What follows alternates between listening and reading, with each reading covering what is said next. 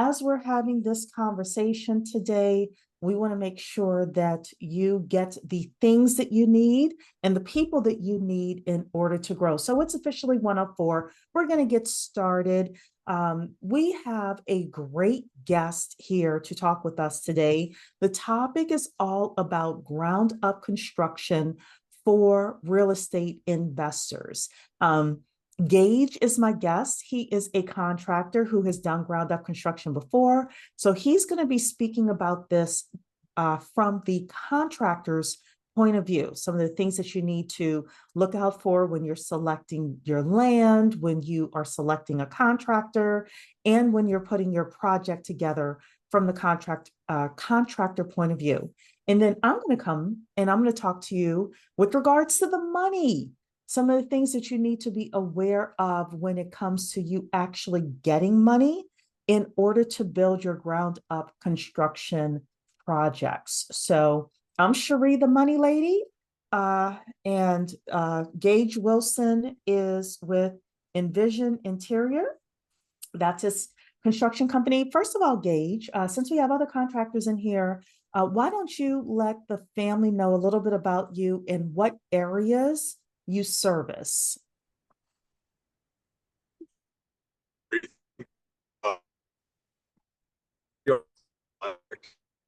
So Gage, you're breaking up a bit. Well, Gage is driving right now. His car, so many of you, his car is his office. So okay, I think you're a little bit better, Gage. Let's try now. Sorry about that. Hopefully we're connected now. Yeah, so I own Envision Homes, a Class A contracting firm, and Envision Interiors, which is my building material supply store.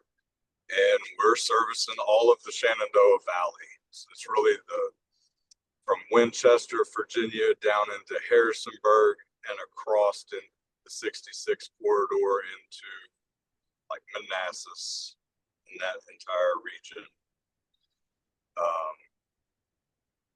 We do a lot of ground up. We do a lot of fix and flips, buy and hold. So I'm also a real estate investor. So I can speak to both lingos and know what we're looking for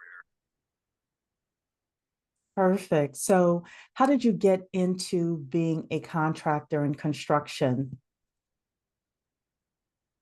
So I'm actually a third generation tile mason. And I quickly decided I wanted to get into carpentry, and the path continued that I was hired by Toll Brothers as a construction manager, project manager. I was with them for nearly 10 years. After that, I went into the hotel and hospitality industry, doing hotels and construction for another 10 years. So it's really all I've ever done my whole life. I was raised in it, and all the way through the career path, I've done hundreds and hundreds of residential builds and dozens of hotel builds and finals. So everybody, Gage is an expert when it comes to this topic. Next question that we have for you is, we have some people here who are newbies, they're new to investing, or they're already doing fix and flips, but maybe they want to do a ground up construction. So what are some of the things that people should consider when selecting a site, when selecting land? What should they be looking for? Definitely start with your zoning. Know what you're buying. If you're in a rural area, you need to know if it accepts utilities, if the ground will perk for septic and well, and if everything is going to go through the zoning office, what you're allowed to build, if you're R1 or R2. Just really know what you're buying, what the land can perform as. So zoning. So Yeah, so do you have people do, is this what's called surveying the land? Do you, like, who do you hire to help you with that kind of research and knowing, if this is a piece of land that people should even purchase? So most, and I'm sure a lot of general contractors work this way as well, is work the whole system with your buyer. If you're servicing a client, start from the very beginning. If they've already got the land, quickly collect that data, ensure everything is valid. But if they haven't even picked the land yet, it really gives you the opportunity to meet all of their needs. In our office, we go directly to the zoning office and we pool and have conversations with and just check the records directly. So the survey comes in just a little bit later, but I just go directly to the zoning office of that county. And if we have a buyer that's looking at a piece of land, they can also go to the zoning office as Sure. well, right? And Yep, ask those basic questions. Perfect. public. Yep, public office. Okay. So the next thing that I wanted to ask you is how do we select a general contractor? Because just because somebody is a GC and they've worked on other ground up construction projects doesn't mean they necessarily work well for your project, right? We're talking here with the buyers. So what are some of the questions that these buyers should ask when they are interviewing their general contractors? Sure. I mean, immediately find their licensing, check the Mhm. status. You can even go into the Department of Occupational website and look for violations, look for things that have come up in their track history, and and read through any company that's been in business for many years. They may have some infractions in there. It shows that they've been doing work and things have been happening. Um, we hold a clean record, and it can be expected that your contractor should have a clean record as well.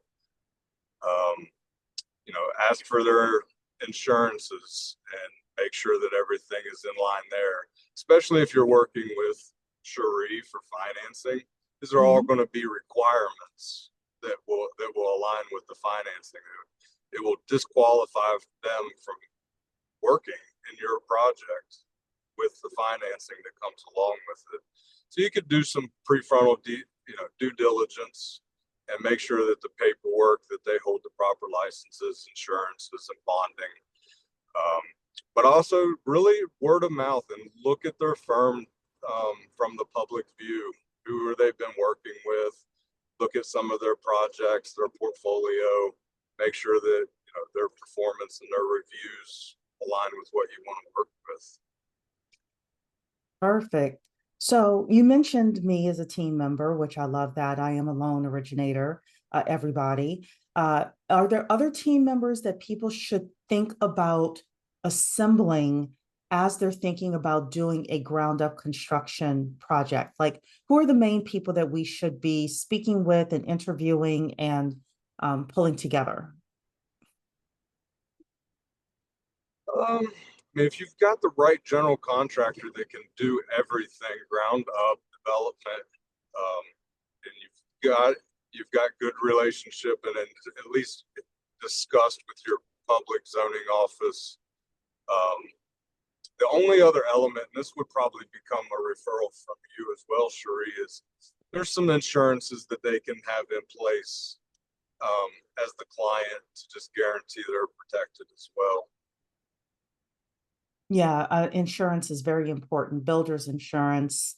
And then there may be other insurance to protect you as the buyer and the borrower with regards to during the construction time of the property. So um, what about the architect? Does the GC typically bring the architect with them? Are they designing the houses these days?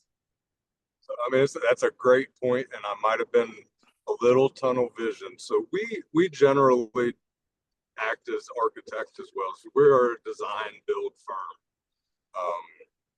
So yeah, the more you'll have more general contractors at your disposal to interview if you work with an architect as well and go ahead and have that supplied to them. A lot of firms don't have that in-house ability. And there's a lot of resources to get blueprints and depending on what your function of the house, if this is your forever home, you're going to spend, quite a bit of intimate time with your architect. If this is more of an investment property, like we're kind of gearing this conversation towards, then there's some easy ways to get duplex blueprints, quadplex blueprints that have already been tested, tried, and vetted. But yeah, an architect can definitely be of value for sure. Yeah. So we are actually going to talk about forever homes and actually building your forever home from the ground up and turning it into a house hack as well. So I do want people to be open-minded with regards to like the different ways that we're able to use ground up construction in order to bring cash flow into our pockets. So let's talk a little bit about designing these properties for maximum profit. I'll ask you a couple of specific questions. The first is, I've been speaking with a few companies that will prefabricate the houses in their manufacturing facilities and then drive them to the locations and then, build, you as a general contractor will then take the prefabricated parts and put them together and affix it to the property, right? And then the other way that people do it is, the typical site built type of construction where you're building it from the ground up. What have you discovered, or how do you like to work, and how do you, more importantly, like to speak with investors with regards to different options and different ways that houses are built from the ground up?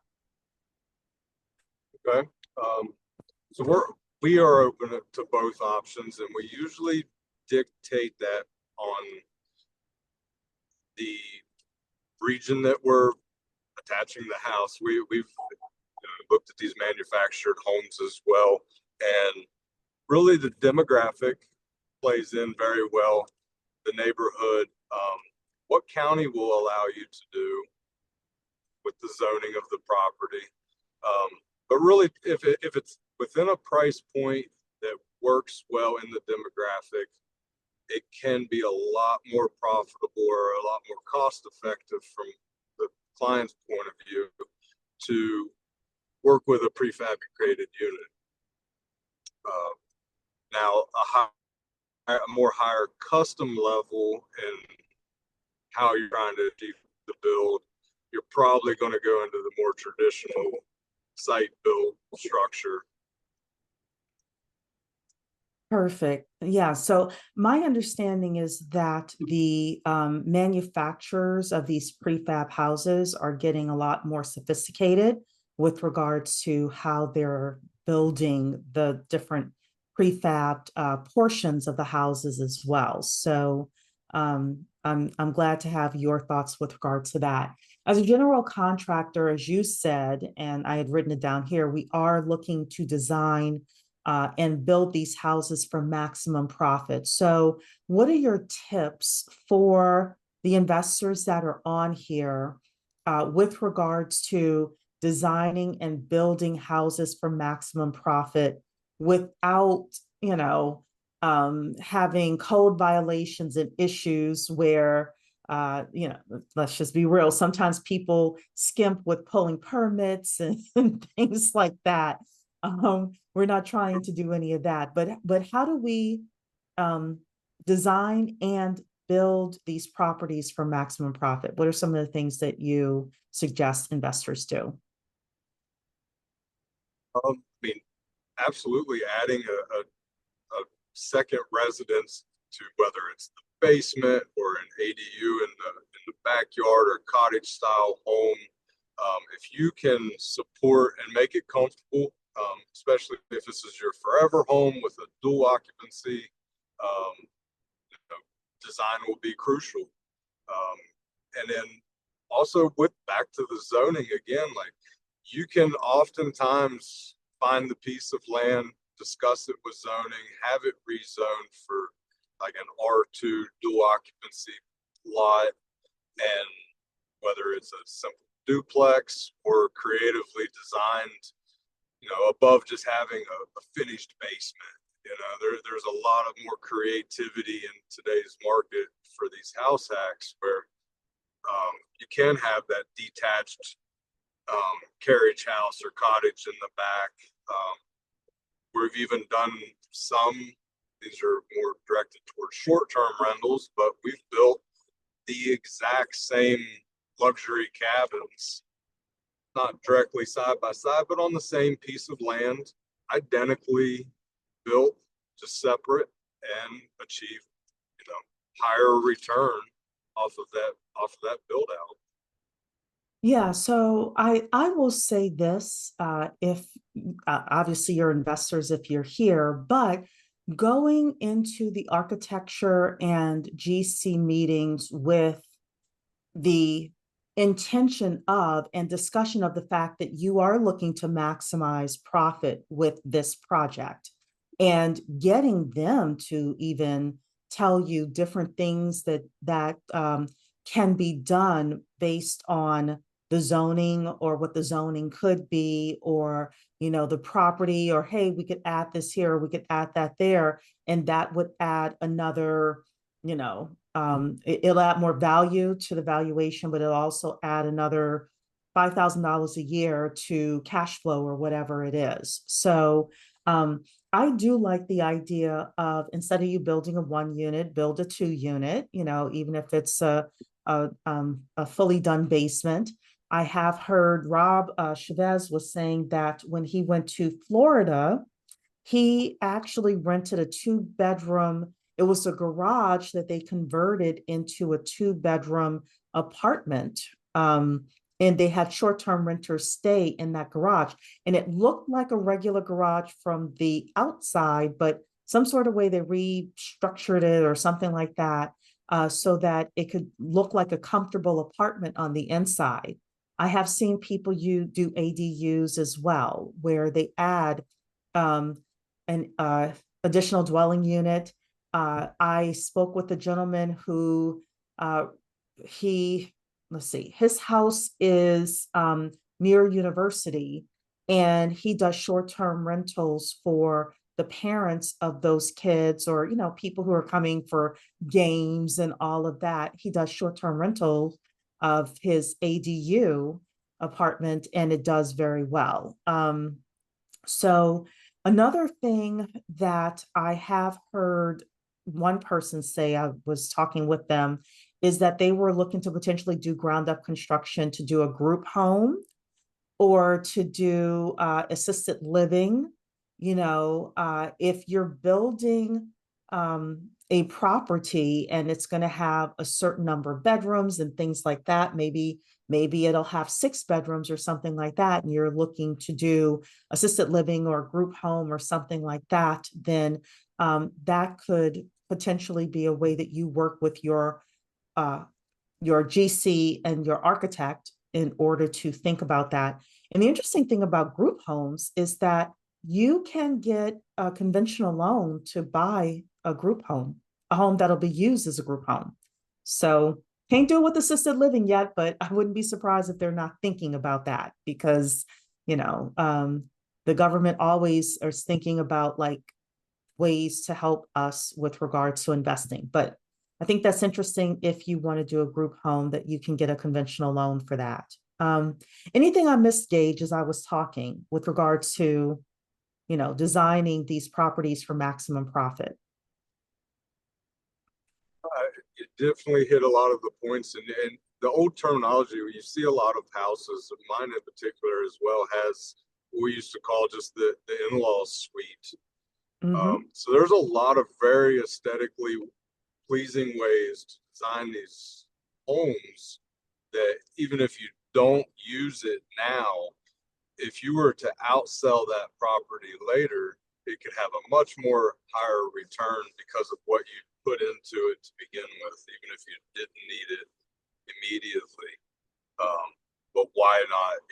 If you're Yeah, comfortable having more people on your property, build it in a way that suits you. absolutely. So Mike Weber is our house hack guy. House hack king is what he calls himself.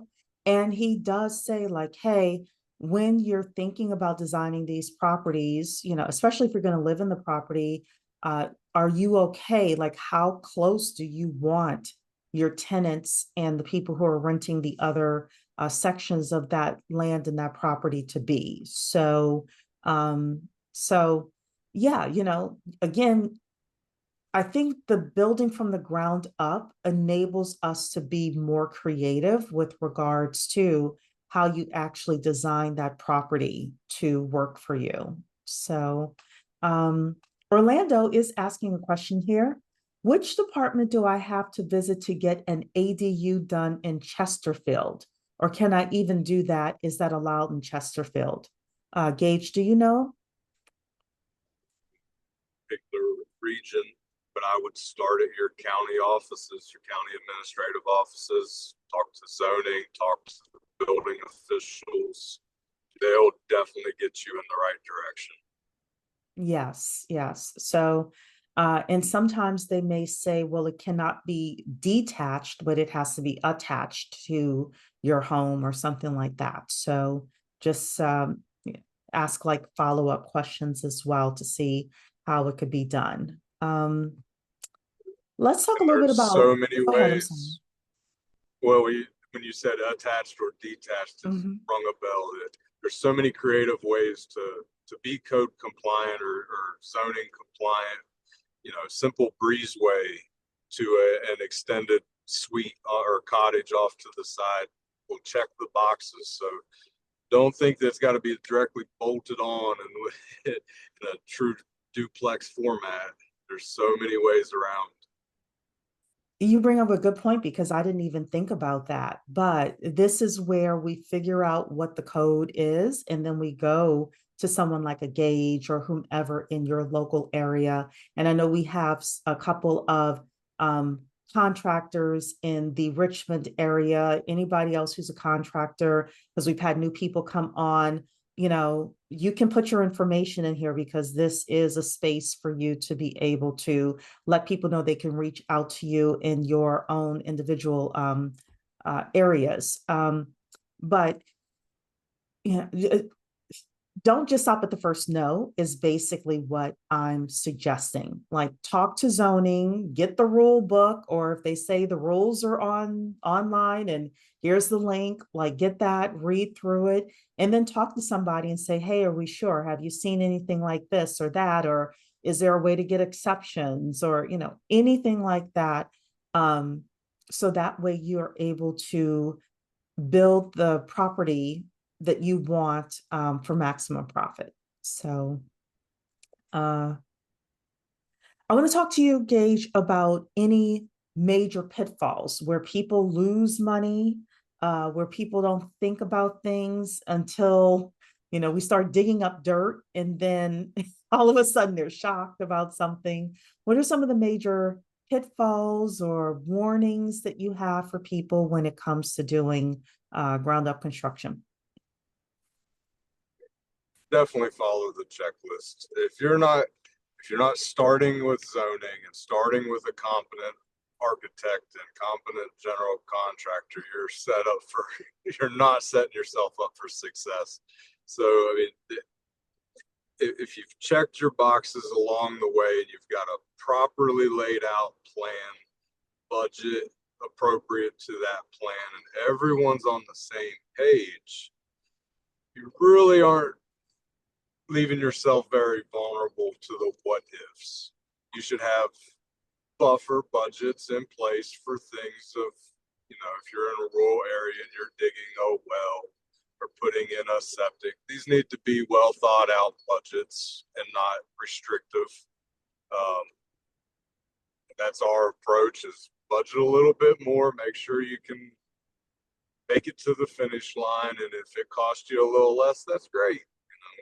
That's accounted for. But yeah, as long as do all of your planning up front, you're not breaking ground. And a lot of times, like me particular in a spec home, I'm not even buying the land until I know the complete end picture of the whole project. It's all laid out on paper. I know where I'm going to be at the end of the project. Mm-hmm. Yeah, so I've worked with individuals who were thinking about buying a plot of land, and I had first of all suggested that they go to a competent realtor who has done land deals before, and set it up where they can put an EMD down that they can get back, but they could at least lock up the land until they get the individuals out there who can tell them if it's something they can build on, what are we trying to build on this, and do whatever, like if it needs well or septic or anything like that, do the necessary tests, figure out the zoning, all of that. Give yourself enough time to get all of that done as well. And this is gonna sound weird to say, but don't be afraid to spend money and understand that let's say you budget, I don't know, $4,000, right? I'm just throwing out a number here. You budget $4,000, and the $4,000 is just to figure out if you're going to do a yes or no. Like, I mean, like, you've done like the initial discovery before you put your EMD down. But then after that, you may have to pay other people in order to do the tests and the things like that to make sure that this is something that you want to build on. Years ago, I was helping a client. So I used to write business plans. And I was helping a client, and he wanted to buy this business. And he paid for me, and then he paid for his accountant to do some reviews of the books. And we ended up saving like $500,000 for him because we told him not to buy that business. And he came back to me, about a year later and said, "Thank you so much for advising I not do that, because it would have put him and his family and all of that is at risk for doing a bad deal." So, just as investors, I just want you to know that there's going to be some cost with regards to you making sure that you're buying the right piece of land and that you're, going to build something that's truly going to cash flow. That was my long-winded way of saying that. Gage, other pitfalls, other things that people should be watching out for. Once you've got a well-laid plan and you've executed your study period and you're going into the construction, stick to the plan. Things that will throw your budget sideways is changing the plan, initiating change orders, causing delays. Really do your study period and your planning up front and execute as planned. If you want to stay, on budget and not, deviate from everything. Yeah, absolutely. So Linda gave us some very good information in the chat. She said, Richmond and Henrico have approved ADUs for aging patients or income properties. They also have free plans that are pre-approved by the planning office. Linda, along with the Realtors Association, met with the head of planning for Henrico in Richmond, and they gave this information to Linda. So again, if you want to speak to somebody in the Richmond or Henrico County areas, then Linda could definitely be a resource for all of you. Adam Pillsbury is here as well, saying if anyone needs a contractor in Central Virginia, then he is able to assist. So again, this is a community of people who come together, and all of us are a team here with regards to being able to help with regards to building the portfolio that you want. Last question I have for you, Gage, is who should not do a ground up construction project? We're talking about all the things we should do, but Oh, who does this not work out for? oh, I'm not sure how to. I have multiple answers for that one. Um, Can we get the from non-PC answer? from whose perspective? From the general contractor's perspective, who not to work with? No, from the Um, investor perspective, yeah, like who should not bother? yes. Um, I mean, there's stress involved. There's uncertainty to a certain degree. If you've laid a well laid plan and you're in execution and something were to go wrong, um, and it could be on any different level, is where is your threshold for your risk? Um, you can execute many well laid plans, and that can lower the risk that the client going in. They could also be experienced. I'm directing it towards like a first time home buyer building their own house. Like maybe go through some of the steps of real estate maturity um, before jumping into the finish, but it can be done with the right mentorships, asking um, them on your behalf. Just really, it's going to increase the level of planning that you need to do. But the ones that that really just shouldn't, um, if you've got a lot on your plate already, and if you've got, maybe some health and conditions or real occupied, or if you need an executed finish date that's not realistic, I could probably think of a few more reasons. And it switches into who would I not work with kind of scenario, what Mhm. characteristics? Because I have a divided line as well. I don't work with just everyone. I think it should marry up well. So from their perspective, I wouldn't get involved with a contractor either that I wouldn't feel comfortable with. Um, I think it's a life experience, even if it's just adding another investment property to your portfolio, but especially if you're going to live in it. I don't know that I completely answered your question. I might have dodged around it a little bit. Well, you gave us the PC answer, but no, you did not dodge around at all. I think that you answered it head on. I will say, uh, anybody who is desperate for money, or your budget is super tight, if there's a 5%, so usually as lenders, we always have a contingency line in the budget anyway. However, if for whatever reason that anything is off, it'll like totally mess up your finances. I mean, I wouldn't suggest it. I would suggest you start with wholesaling, or, do something that brings more cash into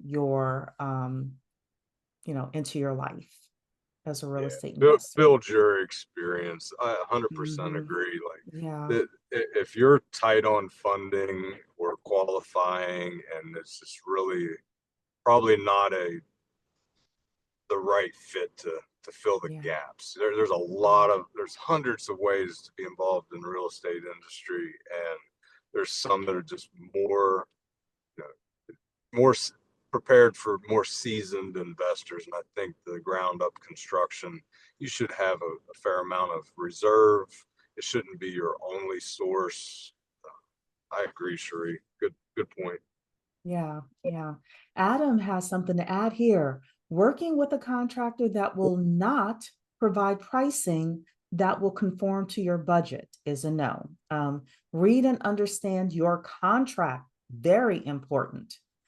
Find someone you trust. Absolutely. Definitely reading your contract. Um, anytime you do, I know it's COC, change of circumstance or change orders or anything like that, it costs you, definitely following the plan that you've put together, thinking about things in advance, and um, also, in a way, like Gage said, finding somebody, I think finding somebody who's been in business for a while as well, who didn't run off to the Bahamas 10 years ago when they could, all of that stuff. So, yeah. So I want to take a few minutes and I'm just going to share my screen just because it's easier for the finance piece for people to see the information on the screen here. So with regards to funding your ground up construction projects, uh, top three factors that lenders consider when it comes to funding. This is not everything, this is just the top three. Number one is, where's the property going to be located? Is it going to be in a city? Is it going to be in a suburb? Is it going to be in a rural area? That's like really big. If it's going to be in a rural area and you're using it as an investment property, there are a lot of ground up construction lenders will not work with you if you're a newbie who's buying ground up construction in a rural area saying you want to do a short-term rental. Okay. Sometimes they won't even touch you if you're doing rural at all. So just know that. Do the numbers make sense? When you add in the cost of buying the property as well as the cost of doing the build up, the ground up construction, and you look at the after building value, ARV, after renovation, after the building is complete, do the numbers make sense, right? Do you have permits? And it's not necessarily that you will not get funded if you don't have permits at all. However, I will say this, the farther along you are in your process with regards to if you've bought the land and you have the permitting already done, the better the terms are going to be. Why is that? Because if you're buying something and you don't know if it'll take well and septic, and you don't know, like you haven't done any of the due diligence on the property itself, you don't have any architectural designs, you don't have a plan, your contractor hasn't given you a detailed budget, you just come to me and say, well, Cheree, I think it's going to take 300,000, but I don't know. The terms are not going to be as good for you. So this is with regards to you being prepared. Credit scores. Again, this is specifically for people who are building these things as investment properties. If you have no experience, you're going to need a 700 plus credit score. They want people with good credit. If you have some experience with ground up construction, you can do it for about a 660 or higher credit score. You will need liquidity as well. They're going to want to see bank statements. They're going to want to know that you have liquid assets in order to not only pay your down payment and closing costs, but that you're not going to be strapped for cash afterwards as well. So the third thing is experience. Experience. I suggest when people get started, unless you're going to do my low down payment option, do not start with ground up construction. Start with just fixing and flipping properties. I always tell people your first real estate investment, try to find something where you just need carpet and paint and things like that. And then move up to heavy fix and flips. That could be like a full gut reno, right? And maybe you do 3 or 4 of those, and then you move to ground up construction. Does it mean you have to do that path? No. However, the terms are going to be better if you have experience, okay?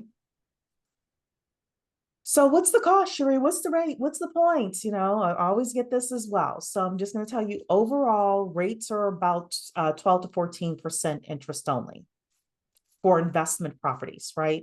The points anywhere from 2 to 4 points. Sometimes I've even seen 5 points. So the loan terms are going to be anywhere from 12 to 24 months. If you're building a 1-unit regular property, it's usually going to be 12 months. And then the loan to cost is usually around 80%.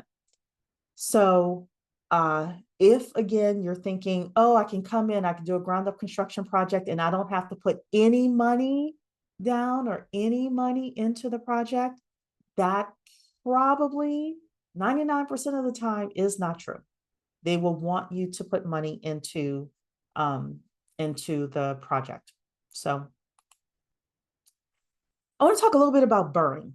And BRRRR usually stands for buy, rehab, renovate, buy, rehab, rent, refinance, and repeat. But I'm going to change the B to a build, right? So build, rent, refinance, and repeat, right? So you want to do a BRRRR. One of the big issues that I've seen continuously is people will get the 12-month loans in order to, for example, do your ground up construction, but then you'll need to refinance that into a 30-year loan. And people are having a tough time refinancing. And it's because, or refinancing without having to bring a bunch of money to the closing table for the refinance. One of the big things that we do here at Simply Funded is we actually not only calculate like what it's going to take for you to get that 12-month loan in order to build from the ground up, but also we'll calculate the the refinancing as well, in order to say, if you don't want to have to bring any money to the closing table for a refinance, then the maximum amount of money you should borrow on this project should be X number of dollars, right?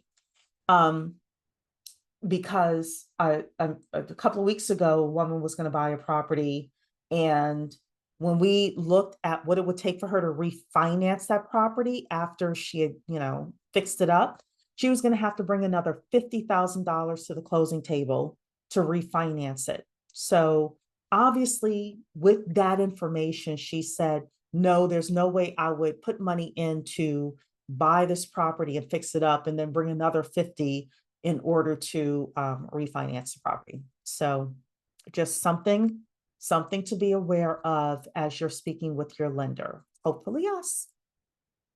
Low down payment. Cheree, I only want to put 5% down. What can I do? Or I'm a veteran. I don't want to put anything down. Or I'm going to buy in a rural property. I don't want to put anything down. Well, you can do ground up construction as a primary home. So for the most part, you need to be at 620 or above. You can build up to 4 units.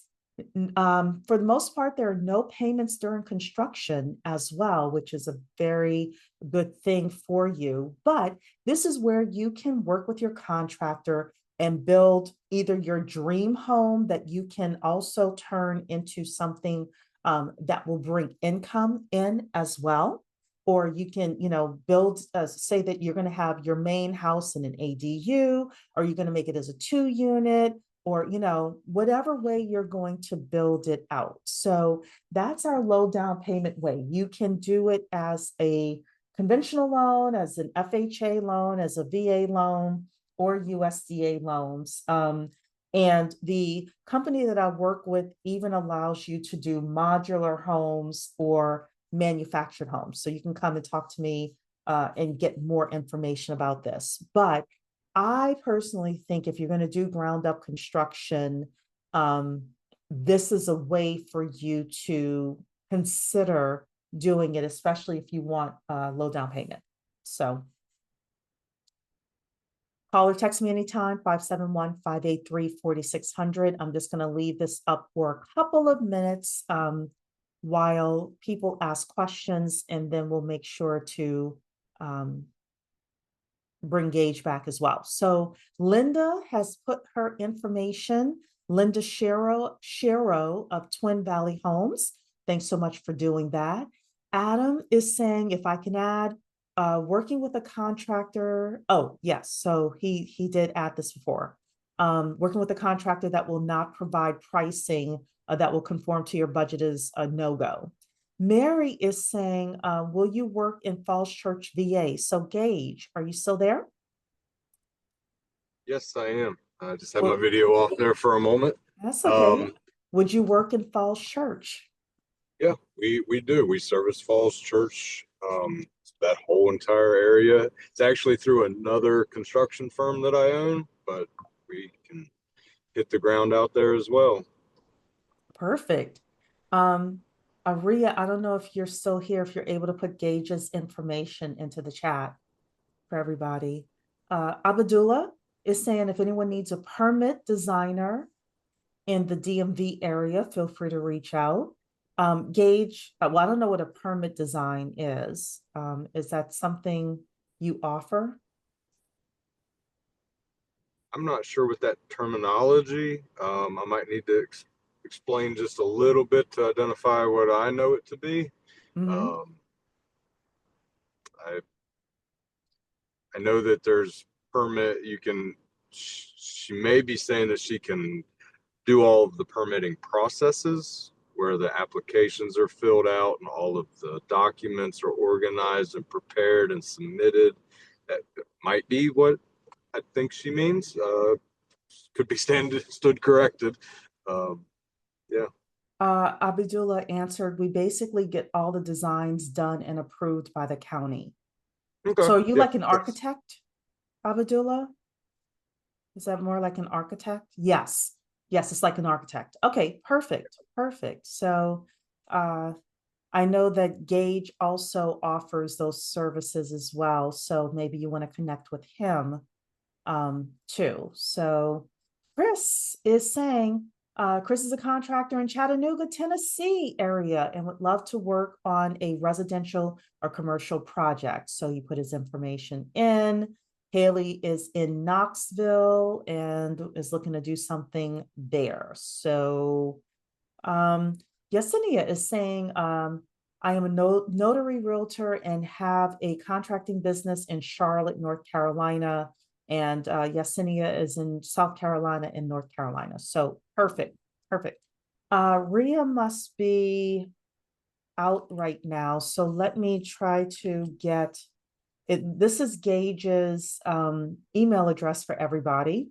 So if you are in the Metro DC area, please reach out to Gage. And Gage, what is your phone number if people want to call you? I don't have it right in front of me. 540-878. I could probably put it in the chat too. Yeah, you can But put it in the chat. yeah, Oh, Ria just let put me it in there. drop Thank you that so for. much, Oh, Ria. thank you, Ria. Thank you, Ria. So yes, please, please, please reach out to Gage for anything in Northern Virginia. Tell everybody the areas you work in again. Yes, for Envision Homes, we service all of what we call the Shenandoah Valley. It's basically 81 corridor from West Virginia down to Harrisonburg, Virginia, and then 66 all the way into DC. Uh, so a very, very large chunk of Northern Virginia we've got completely captured. Perfect. And I am putting my information in here. I'm the money lady, 571-583-4600. You can call or text that number to get to us.